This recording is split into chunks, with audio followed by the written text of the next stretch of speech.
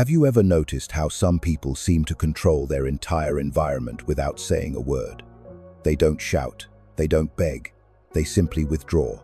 And suddenly, everything shifts. The energy changes. People start questioning, chasing, feeling desperate. Now imagine if you did the same. What if you stopped reacting immediately to everything? What if you chose silence over automatic responses, withdrawal over explosion? That's where real power lies. When you stop being constantly available, emotionally, physically, psychologically, the world around you goes into crisis. People are used to controlling you through your reactions, your impulses, your predictability, but the day you choose to withdraw, the game changes completely. Carl Jung said, "Everything that irritates us about others can lead us to a better understanding of ourselves." Think about this. When you become unavailable, who gets desperate? Who gets irritated? Who tries to provoke you just to get some reaction? This reveals everything about them and shows you how much you've been manipulated without even realizing it. You keep giving yourself away to please others, to maintain peace, to not lose people who were never really with you anyway. With every forced yes, every immediate response, every emotional reaction, you give away pieces of your energy. And what's left at the end of the day? Exhaustion, frustration, emptiness you can't explain, but here's why. You're too available for people who don't deserve even a minute of your silence. The prison of constant availability. You've been taught since childhood to always be present, to respond quickly, to please, to say yes, even when you wanted to say no. You've been conditioned to believe your worth lies in how available you are to others. But here's the truth no one tells you clearly. This excessive availability isn't a virtue, it's a prison. Being always available makes you predictable, and everything predictable becomes a tool. People start using you as an emotional emergency button. They press it when they want attention, relief, validation, then put you back on the shelf. You don't realize this because you're trapped in the illusion that being present for everyone will make someone be present for you. But it doesn't work that way. Jung spoke about the persona, in mask, we wear to be accepted. It's this mask that keeps you overly available. You say you're okay when you're suffocating. You respond to messages immediately, even when exhausted. You explain, justify, defend yourself as if you owe the world something. But the more you place yourself at the center of others' stage, the more you disappear from your own. Your energy is everything. Jung didn't see the human mind as a machine that reacts without consequences. For him, our psyche is like an energy system, and every thought, emotion, and action consumes part of that energy. The question is, are you choosing where your energy goes, or are you letting the world decide for you? Every time you react impulsively, you waste psychic energy. When you defend yourself against criticism that didn't deserve attention, when you respond to provocation just to prove you're right, when you try to please those who don't value you, you're spending your inner strength on what doesn't nourish you. Jung was clear. What you resist persists. The more you react, the more you bind yourself to the very thing that drains you. People who live emotionally drained aren't weak, they're misdirected.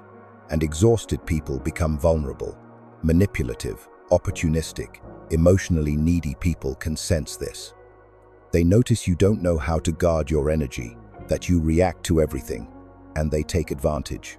True power isn't in reacting, it's in choosing when and how to act. The dark side of manipulation. You think you're in control, but most of your emotional responses are programmed. Opportunistic people don't need to raise their voices or force situations. They just trigger the buttons you've left exposed, and you react predictably. That friend who only reaches out during crises, that partner who always needs saving, that person who praises you but only while you're useful. None of this is by chance. They're not relating to you. They're relating to the role you agree to play. And why do you agree? Because you're afraid of disappointing, afraid of not being loved, afraid of abandonment. The most effective manipulation doesn't happen through shouting MMA. It happens in the silence of guilt. When you feel you owe something to others, when you believe you need to be available, to help, to understand, even when it destroys you inside. But when you stop reacting, the game breaks. When you start saying no, responding with silence, withdrawing instead of explaining yourself, their projections begin to crumble. The mask they put on you falls, and this leaves people unsettled because they no longer know who you are. Your unavailability threatens them because it forces others to confront their own emptiness. The power of strategic silence. The modern world is noisy. Everyone wants to be heard, to respond quickly, to win pointless debates. But there's a power few know and even fewer master. Conscious, strategic, brutally lucid silence. Jung saw silence not as emptiness, but as fertile ground for inner transformation. When you stop reacting, you begin observing. And by observing, you see patterns that previously went unnoticed. Emotional repetitions, manipulation games, cycles of self-sabotage. Have you noticed how some people panic when you don't respond? When you don't explain yourself? When you simply disappear? It's not because they miss you. It's because your silence takes away their narrative control. True silence isn't absence of voice. It's mastery over your own energy.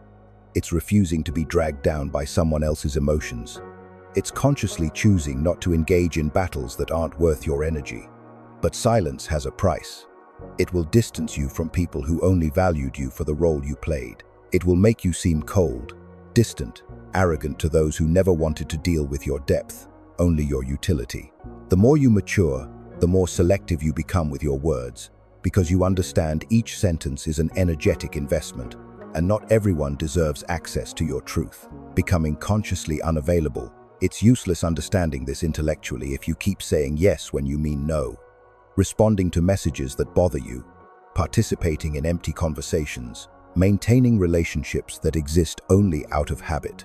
True transformation begins when you decide to become selective, and this requires emotional discipline. Conscious unavailability isn't about being cold or indifferent. It's about no longer being accessible to anyone, at any time, for any reason. It's taking control of your energy, your time, your peace. This starts with small actions, not responding immediately, breathing before reacting, leaving discussions before being dragged into chaos, turning off your phone without guilt, saying, "Not today, I'm not interested, I won't get involved." Here's the most important part. You don't need to justify your absence. You owe nothing to anyone but yourself. When you refuse to explain yourself, you take away others' power to keep you trapped in emotional narratives, where you're always the helpful, understanding, accessible one. The rebirth that follows. When you stop being available to everyone, something profound happens. First comes an uncomfortable silence that seems to scream inside you. You wonder if you're being too harsh, if you're losing people who mattered. But gradually this silence transforms. It cleanses, calms, and heals. Then comes solitude. Not the solitude of absence, but of total presence with yourself. The solitude of the strong, of someone who no longer betrays themselves to keep others close. In this space, where there was once confusion, clarity enters. Where there was anxiety, peace entered. Where there was neediness, a new kind of strength emerges. The strength of being whole within yourself. Jung said individuation requires you to distance yourself from the collective, to walk alone for a while. You're not fleeing the world. You're returning to yourself. You'll lose people, but you'll find yourself. You'll distance from places, but reconnect with your essence. You'll become misunderstood, but finally begin to be respected. Because when you're no longer available for anything, you become valuable, rare, unforgettable. This is rebirth, the start of a life where you're no longer available for emotional crumbs, mind games, or voids, disguised as affection. Now you only accept what resonates with your peace, your truth, your wholeness. True self-love begins when you choose yourself, even if it costs you being alone for a while. The question is, are you ready to be misunderstood, rejected, or even hated in the name of your inner freedom? Are you willing to pay the price of being authentically you? Because when you stop being available, everything changes, starting with you. If you found value in this video, hit the like button and subscribe to ThinkDeep Studios for more deeper layers of psychology, consciousness, and self-discovery. Because the truth is, your situation is not the end of your story. It's the beginning of the version of you that's been waiting to live.